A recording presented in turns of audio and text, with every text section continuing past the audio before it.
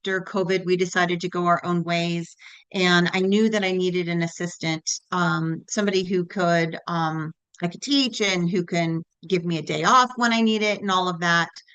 So what I did is I did an ad on Indeed, and I got a ton of applications. And I weeded through the applications that they sent to me. I contacted about 6 people that I thought had the different attributes that I was looking for, the different information that they knew, and I did an online interview with those 6 people. And then I narrowed it down to 3 people. And then I did an in-person interview with those 3 people and then made my decision based on that information. I thought Indeed was a great platform to use and work with because it just gives you so much information. It's really not that expensive. You can kind of set your price of how much you want to spend. And it does a really good job of kind of weeding out information. You can contact them through Indeed, so that they're not getting your personal or your business information until you're ready for them. So that was a great way.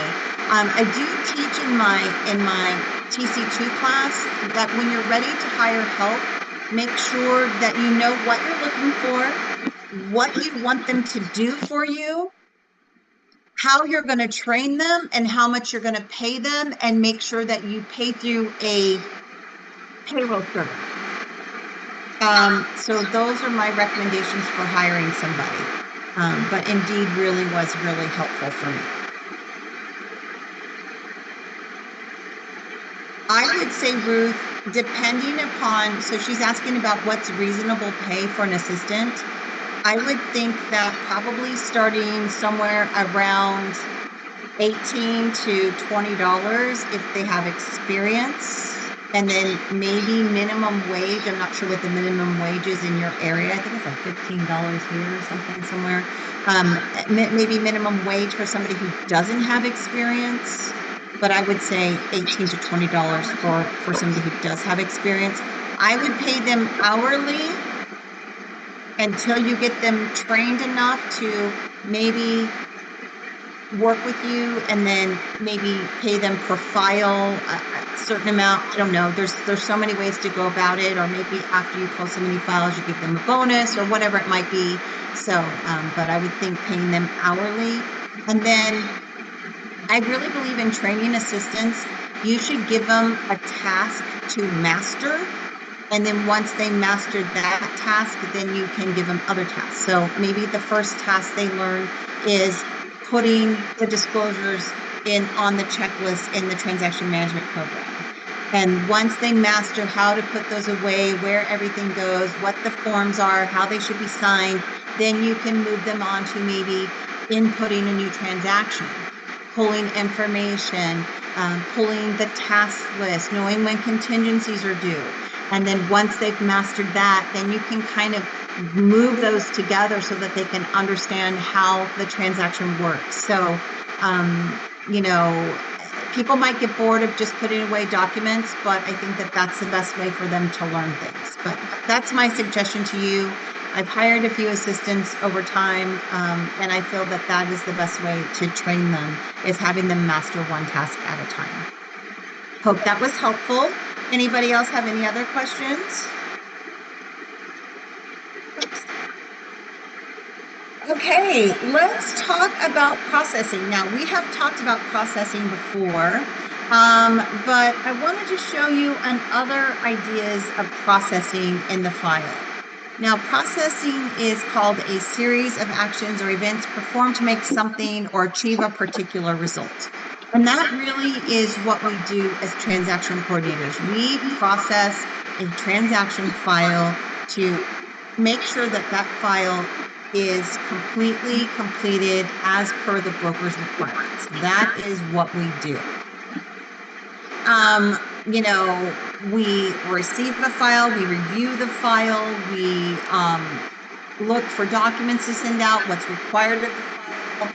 We receive those disclosures back signed. We either send them out or upload them, and we review our files for missing items and reviewing emails for items that come in, figuring out what to do with the information that we receive. Okay, so that's really what we do.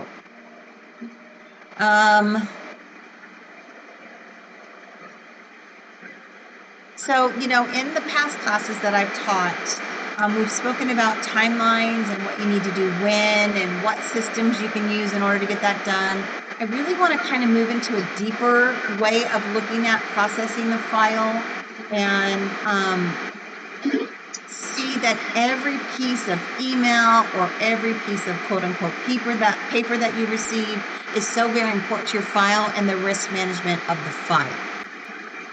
So when you first get a transaction, reviewing that purchase agreement thoroughly becomes very important, especially those first 3 pages of our contract, to know price, people, time frames,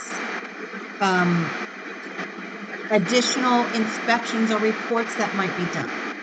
And you need to extract all this information from that purchase agreement. Contingencies now are broken into several different categories. In the past, it used to be a catch-all. Just one contingency time frame kind of encompassed a bunch of things, right? But now it's broken down into reviewing seller's documents, review the preliminary title report. Insurance is now a new contingency time frame. Liens or leased items, review of that paperwork are all broken down. So you really need to review the purchase agreement to know what is due when. And what I tend to find is that agents don't always reduce all of the other contingency timeframes down. They only reduce the investigation down to the 10 days or 7 days or whatever it might be.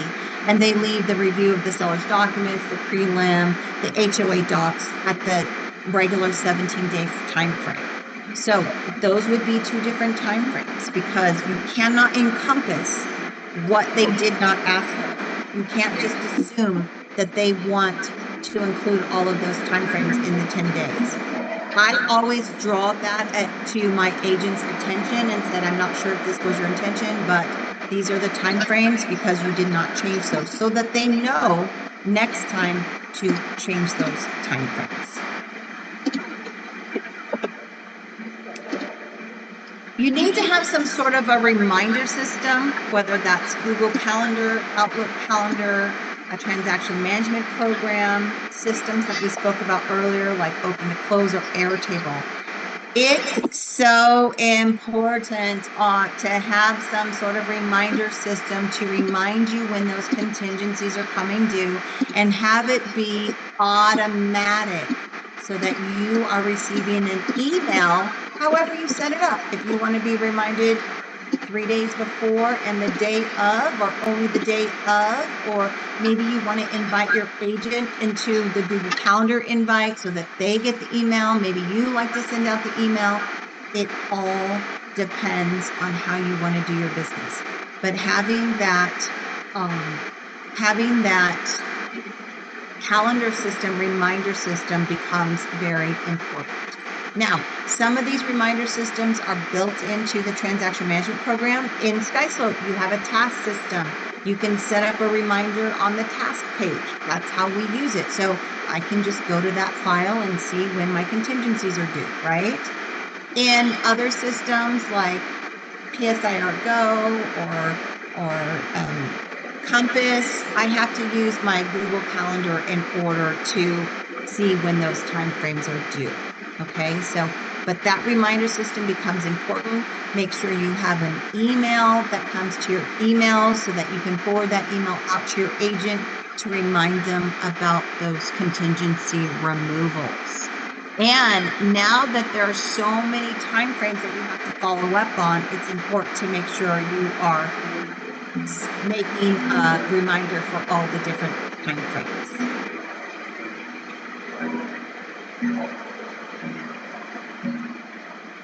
Now, setting up a task list might be also important to you. So for the person who asked about maybe you focus on a task list for them. So it's uploading documents. Maybe they're performing certain tasks at a certain time in a transaction. So whether the task list be reviewing the file, turning the file into broker review, ordering home warranties, sending out disclosures to the buyer side, or whatever it is, you want to make sure that you have some sort of task list. Now, I'm going to be very honest with you. I don't have a task list. I've been doing this a long time. I'm pretty much on top of it. I know what it takes to happen. But if you have somebody new, you might want to do that. I've hired somebody to write down my process. So I have a process written out of my business. When you have a seller side, you do this. When you have a buyer side, you do this. And it's all the steps that it takes to get a transaction closed for my business. Everybody's business is unique. My business is very unique. I work with a lot of different agents and a lot of different brokerages with a lot of different requirements. So having some sort of a business plan, or that's not what I'm looking for. What's the word I'm looking for? Having some sort of a layout of how I do my business is important for anybody new that comes in, because I have so many different systems I'm in and so many different requirements from so many different brokerages. So it becomes very important. Okay, so setting up that task list, as we talked about, important when you're starting out, especially important when you're training an assistant, and it'll help you know what you need and when you need it, okay? If you guys have questions about that, I'm happy to answer any questions about that.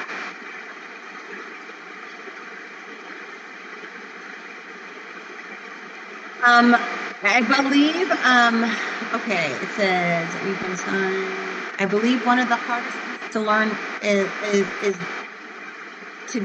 what to do when you're a TC, and if you make a task list and set those reminders, eventually it becomes muscle memory. Okay, so this becomes very important. Muscle memory becomes important in being an efficient TC, because muscle memory means you know exactly where to point your pointer at to click something. It means you know exactly what it takes to set up a disclosure package for a seller, because your muscle memory remembers all the things you need to do, and it becomes second nature to you. So muscle memory is important as a TC.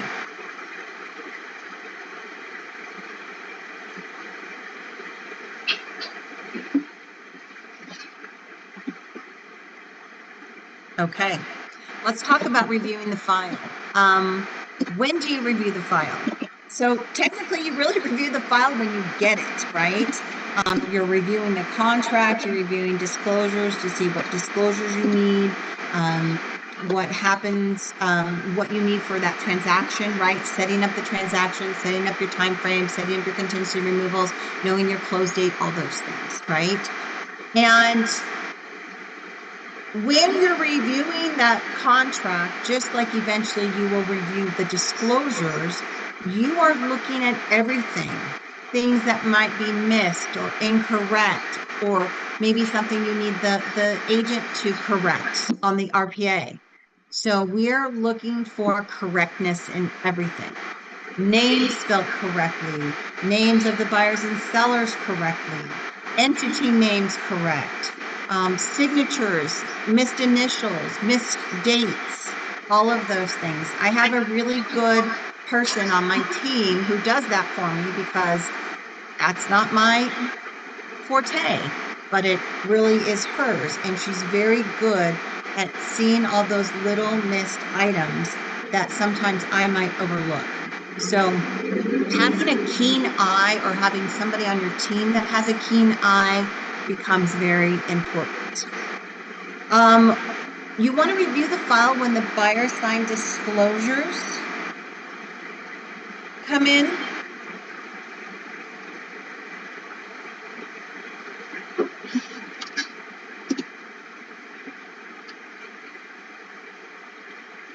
to make sure you have all the items needed. So I always go to my checklist and I go down my checklist and say, oh, I have this, yes, I have this, yes, I have this. Oh, but I don't have this, I don't have this, I don't have this. Let me add those back to the disclosures for the buyer to review. Okay, so don't just assume just because you get something from another TC, it's going to be everything you need. You need to review it and make sure you have everything you need. The file reviewer may have made requests of items needed. So maybe there's something that they see that I didn't get, like an inspection that's listed on the request for repairs, and they're like, hey, we need this, or the buyer missed that. And I may know the buyer missed it, but I've uploaded it anyways for them to review, something like that. So just make sure you're looking at everything, looking at those request repairs, seeing what inspections are attached to it, making sure you have all those inspections in your file. If it says there's an addendum attached, making sure you have that attached addendum. Making sure you have whatever it is you need. You definitely want to review the file before closing, because you want to make sure you have everything and that that agent can get paid once the transaction closes. And you want to review it on a pretty regular basis. Here's what I'm going to say. Our transactions now are like 10 days, 15 days, 21 days. That is fast. So you probably should be looking at that file just about every other day or every third day to make sure disclosures went out, disclosures came back, I have inspections, request repairs have been done, the home warranty's been ordered, and I have everything I need for the file, because that time goes by quick. So just to keep that in mind. Okay, another important fact is understanding the information that's sent to you in emails and what exactly to do with it. Agents oftentimes copy TCs on emails with information such as paperwork and disclosures, agreements, and other paperwork. And the agent might also copy the TC with information that needs to be added for the file, like a note or email conversation, right? Correspondence. The transaction coordinator looks at this information as a record of what's happened in the transaction. So saving these emails that are sent to you become very important for the broker file. Having a timeline and the record of communication is very important, especially if the file goes to court 2 or 3 years down the line. It is important for both the TC and the agent to understand that that the agent should be copying the TC on correspondence between the other agent and the agent's client. And the agent should also be sending any inspections, reports, estimates, or any information received about the property. And the TC should be sending these items to the buyer for acknowledgement and receipt of the items. And obviously all of these items need to be added to the file. So I talk about in TC2, I talk about what is your system for reviewing emails and looking at emails, knowing what to do with it. But there really is kind of a process. So when the email comes in, you're going to review it and look at the attachment of what was sent to you. You're going to look at it and say, do I need to keep this for my file as a timeline and conversation for the file? So if your agent copies their client on some information, or email them some information and copied you, like, hey seller, here's a copy of the seller's contingency removal. We will need to have the repairs completed by this date, this date, this date. You'll need to be out by this date. I'm going to save that to my file, because that is an important conversation that the agent is having with the seller to let them know of the expectations of the seller. Okay, so I'm going to document that to my file. If the agent sends me an email that says, hey, Wendy, here's something, here's an inspection report. Do I need to save the email? No. Do I need to save the inspection report? Yes. So what attachments were sent? What do you need to do with those attachments? The inspection. reviewing who ordered them and do they need the buyer to acknowledge them. So that's a good one. In fact, my assistant asked me about this yesterday. She's like, how do I know if a buyer needs to sign an inspection? And the number one answer is who ordered that inspection. If the buyer ordered it, they do not need to acknowledge it. However, if a seller ordered it, the buyer needs to acknowledge the inspection, saying that they received it. And then making sure you save those attachments to your file. Okay? So really reviewing the attachments, reading the email of what was said in there. If it refers to anything like your agent sends copies you want to email to the buyer. Hey, Mr. Buyer, here's the mold inspection, or I sent you the mold inspection yesterday. Please review it. Let me know if you have any questions. I'm going to save that email to my file because the agent is saying, hey, buyer, you should have gotten a mold inspection. However, I'm going to look to see if I have that mold inspection in my file. If I don't have it, I need to ask the agent for it. Because if the buyer received it, I should have a copy in my file. So it's not just about receiving disclosures and contracts. You also need to review the emails to see if there's any pertinent information in that email that needs to be saved to the file. Okay? And again, this becomes a muscle memory thing. After you process stuff for a long enough time, you will learn what's important or what's not important.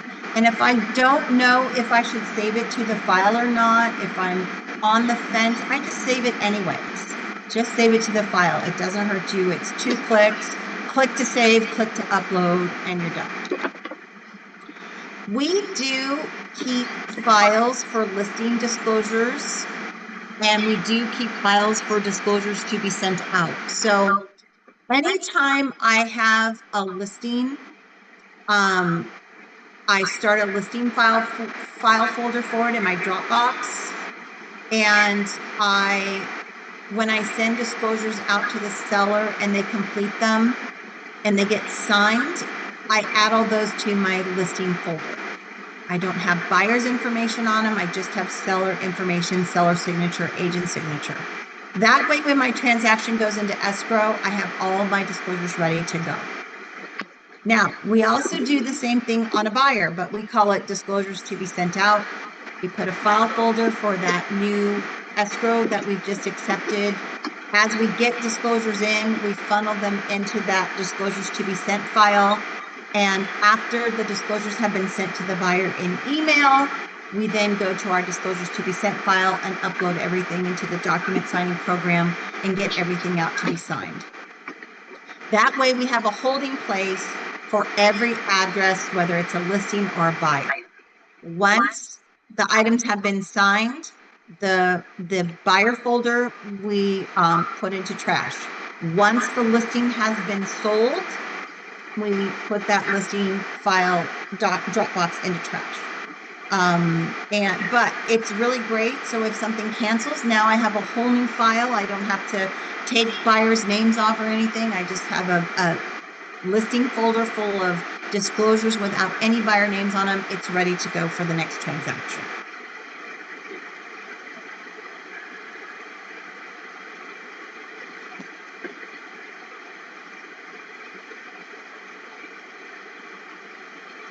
Okay, processing requests for repairs. I wanted to kind of go through this because I think sometimes TCs have a little bit of an issue with requests for repairs.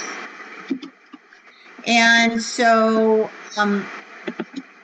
it's really important to understand that requests for repairs should not be sent to escrow unless it's a cash transaction. So number one, should not be sent to escrow.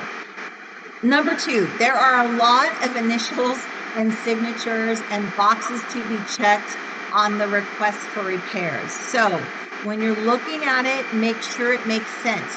Make sure the buyer has checked a box if needed. Make sure the seller has initialed page 1 of the actual request for repairs and then check the box on page 2 and sign page 2. If there's some sort of an attachment, make sure you have an attachment with it. If If there's some sort of report that goes with it, make sure you have the report for it.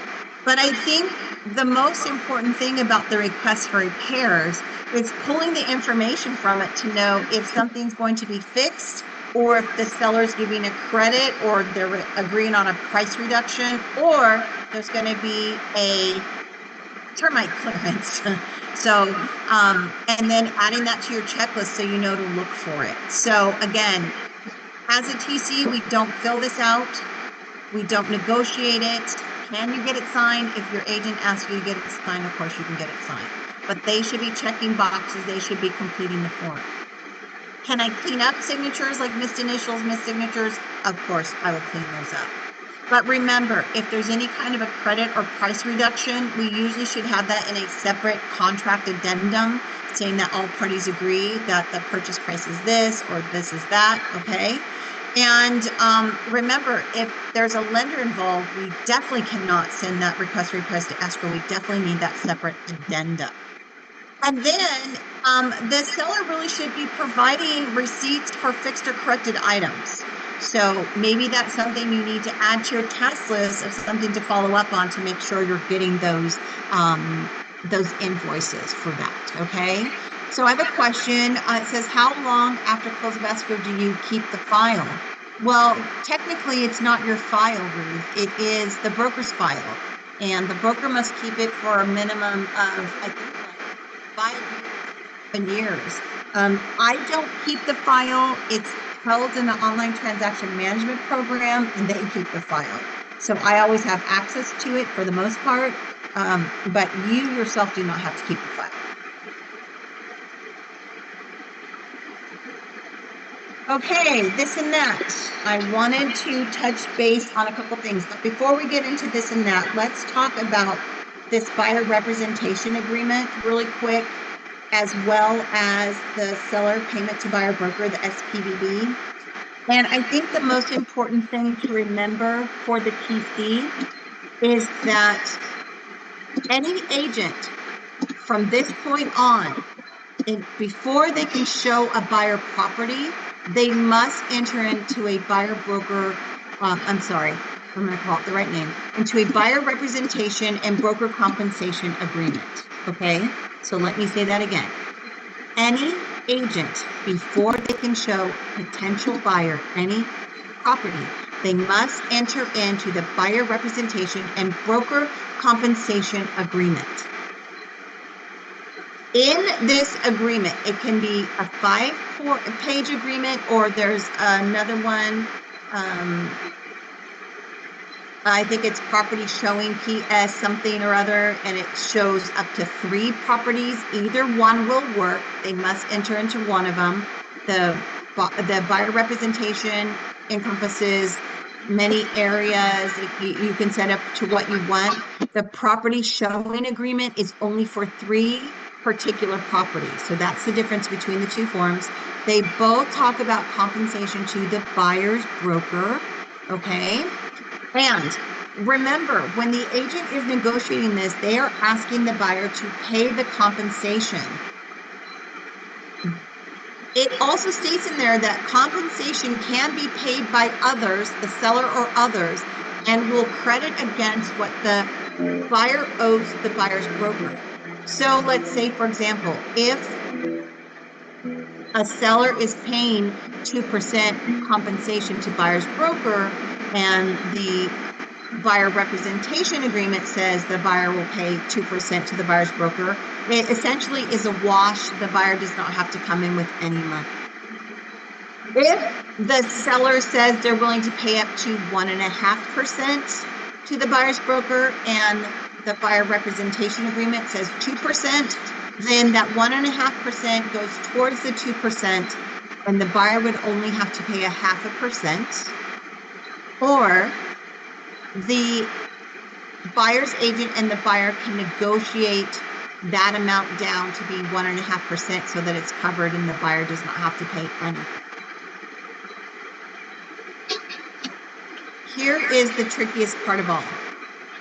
If the sellers are paying compensation to buyer's broker, Let's say the seller is offering 2.5% compensation and the buyer representation is at 2%. The buyer's broker cannot receive more compensation than is stated in their buyer representation agreement, even if the seller is willing to pay more. So, TCs, it is going to be a new world for us. I don't know if we are going to assist in policing this to make sure that the buyer representation agreement and the seller payment to buyer broker are the same amount, or letting our agent know that, hey, this says this, are you going to reduce it, or is the buyer going to pay the difference? It's really something we're going to have to look at. So it's going to be a learning process. It's all very new for all of us. But what I'm going to say is that if you have a seller payment to buyer broker, you must have a buyer broker agreement, and the amount of commission, the max commission they can receive is the max amount of commission that's on the buyer representation agreement. If you have questions on that, let me know. All right. Let's get back to this and that, and we'll wind up our day for today. I have all my notes written here. It says, I wanted to end this class with a few words of wisdoms, things that I've learned over the years, which may be helpful to you in your business. Now, please don't misconstrue that I'm telling you how to run your business. You're able to do what you want when you want with your business, but these are things that I've learned over the years. The first item I would like to discuss is cancellation fees. Should you charge them? The agent is not getting paid either. And it says, I've been a TC for almost 30 years and have never charged a cancellation fee. First off, the agent is also working and not getting paid when a transaction canceled. Secondly, if the agent's not getting paid, with what money will they pay you? And lastly, by not charging a cancellation fee, the transaction should come back to you. And believe me, I get it. I get about working without getting paid is not for fun, but it is good karma.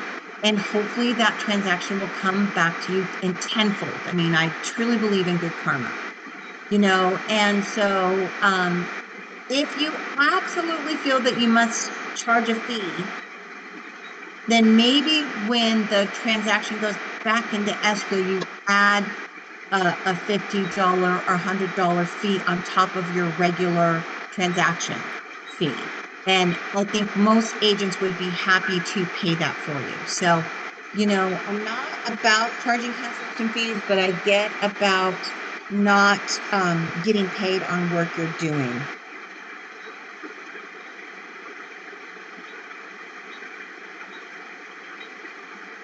Okay, any questions on cancellation fees?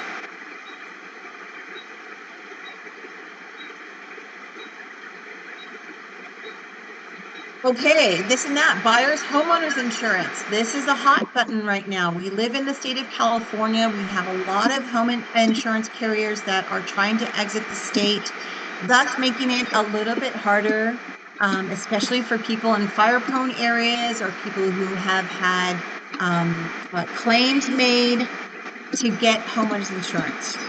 Now insurance is a completely separate contingency, and sometimes homeowners insurance is taking a while.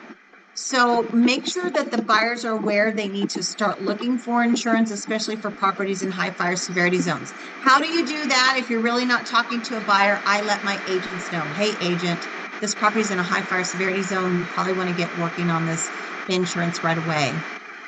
If you have insurance agents that you know, you might want to share that information with them. Hey, I have somebody I know, they did a property on this property, they might be able to help you.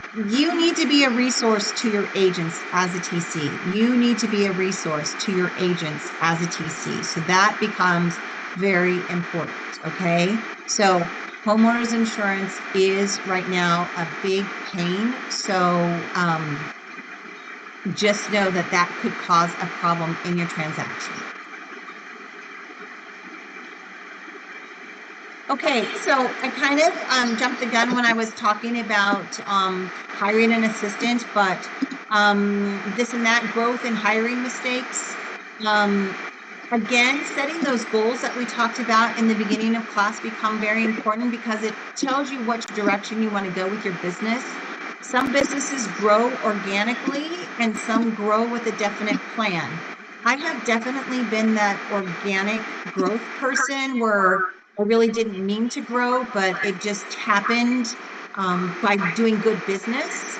And so you need to kind of allow for that as well. And maybe you need to not take new transactions on if you feel you're being overwhelmed. There's nothing wrong with turning away business if you're busy, because if you cannot give the service you want to give, then maybe you shouldn't just take that business on to begin with, and people will respect you for that. So remember that. We talked about it. Have a plan for hiring and training. Know the position you want to work for, know what the tasks are that you want to hire them for, know the personality profile that you want to work with and how to train them. Create that training manual that I told you I created just by having my new assistant type out everything that we did. This is what we do when we do this. This is what we do when we do that. Know what you want to do and be specific about how you want it done. Don't say, oh, I don't care, just do this. Be specific. This is how I like to do my files. I want you to do this. Even when I send documents to my assistant who does my uploading, I tell her exactly, I want you to put it here and name it this. So I know where to find it, how to find it. If somebody has an issue, they know where to find it and how to find it. There is nothing wrong with being specific. It will help you run your business better. Okay? Any more questions on hiring or anything like that?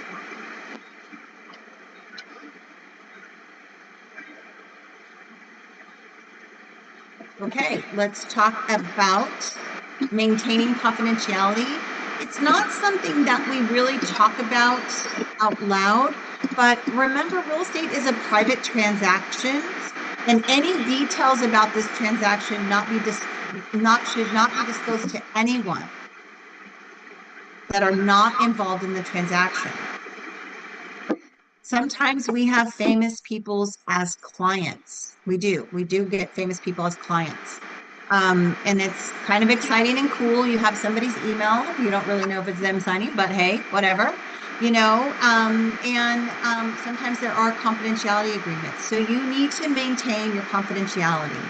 You cannot say, oh my God, I have so-and-so in escrow. Oh my God, isn't that cool? Oh, they sold this property here. That is a private transaction. And some people even go as far as to have particular trust names that don't have the name of the person in it so they can maintain some anonymity. So please remember that transactions are confidential and you should not be talking about them with anybody. Okay, let's talk about getting paid. Establish a system or task to make sure you're paid on every transaction. Okay, so I have a particular set of tasks that I do to make sure I'm paid on every transaction. I have a checklist item in my checklist. I have a certain system that I do depending upon the brokerage I work with. Invoice escrow if you need to. You need to have the broker sign your invoice and not the agent. Okay, it's not the agent to sign it, it's the broker that needs to sign it. If the buyer or seller is paying your fee, make sure you have the contract that's between the agent and the buyer or seller, and make sure you send that contract to escrow, and make sure you send an invoice. Okay? If your fees on the commission disbursement or the breakdown from the broker, make sure you're reviewing that breakdown to make sure your fee's on it and your fee is correct. A lot of times I review these things, my fee's not on there, or it's not the correct amount. So you have a responsibility if you want to get paid to make sure you are making sure that you're getting paid. That's your responsibility. That's not the agent's responsibility. It's not the OA's responsibility. It's yours to make sure you're getting paid. Most escrows would like an invoice sent to them so they know where to pay and how to pay. So keep that in mind.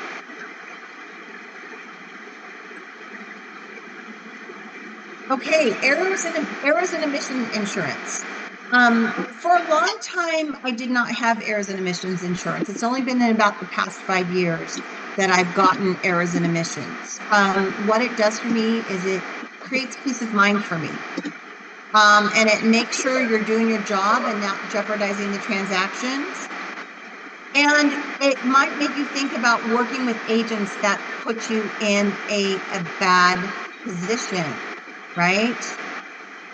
It says that agents that don't put you in a bad position, but agents that might put you in a bad position. You don't want to risk your license if you have a real estate license. You don't want to risk your business if you're working with somebody who's not on the up and up. There's nothing wrong with hiring an agent, and there's nothing wrong with protecting yourself. So there are a couple of different companies that you can go through. I think I go through CRES, C-R-E-S, for mine. There is a TC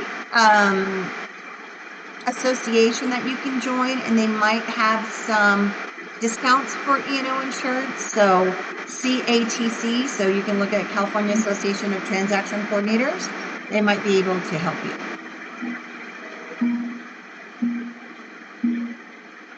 Okay, making your agent look good. One of my top goals is to make sure that every one of my agent looks like a rock star in every transaction. So if I see that my agent is not doing something, or I'm seeing that they're not understanding something, I'll send them a little private email and say, hey, agent, can you take care of this? Did you do that? Can you see that? I can't do this. Can you make sure? And I'm not calling them out in front of the whole group of people. I'm having a little side conversation with them so that they can respond back to everybody. Or sometimes it's even a phone call to them to say, hey, before you respond back to that, this is what I know, this is what I see, this is what I think you need to do, or did you do this, or have you done that? So I really try and make my agent look like a rock star. That is really important. It makes them feel better. It's peace of mind for them that they have somebody they can chat to about for this. I put on here, I call my agent to explain my point of view or ask them a question.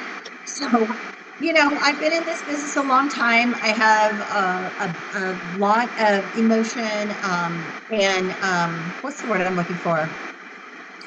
A lot of emotion in this business in terms of pride and knowledge and things. And I get a little bit sensitive sometimes on things, and I want to shoot back a response, and I have to go, nope, it's not my position to shoot back to somebody. Let me talk to my agent, explain to them my point of view. This is what I see. This is what I'm thinking about. How do you see it? Do you want to respond to them? Should I respond to them? Let me know.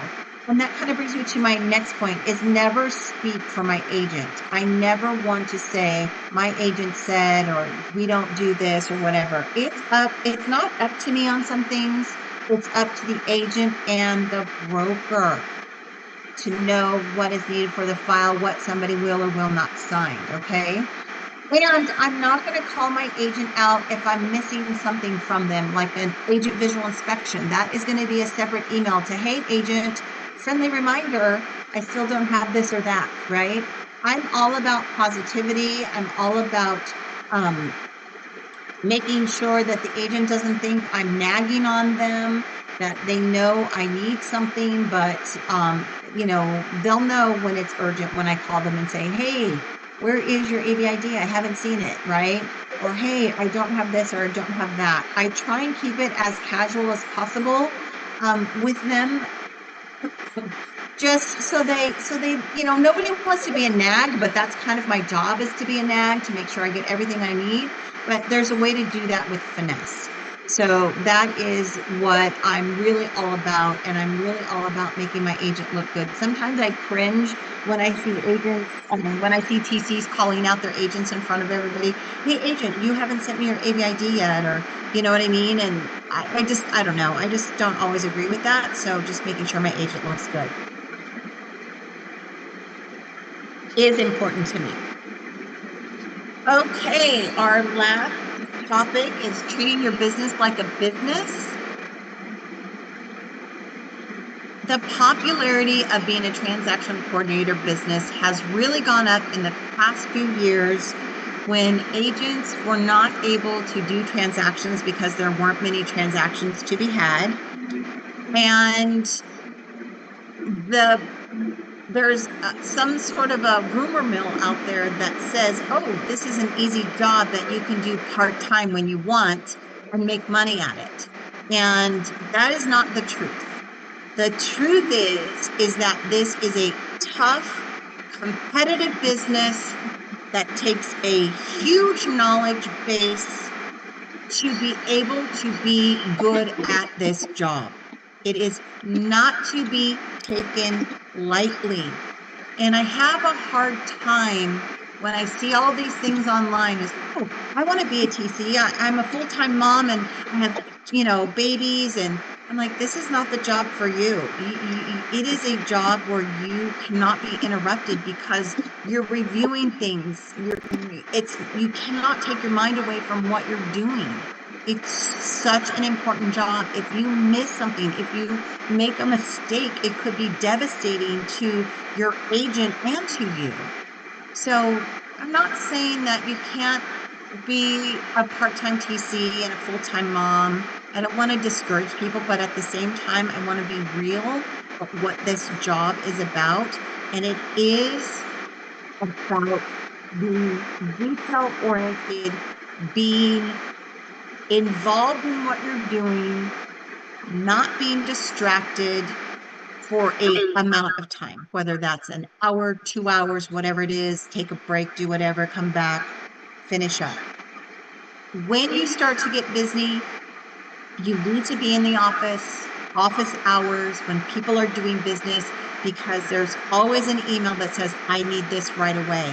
The lender needs this right away. We're trying to fund. I don't have this. I haven't seen this. Hey, that home warranty wasn't ordered. I need it right away. Oh, we're closing early.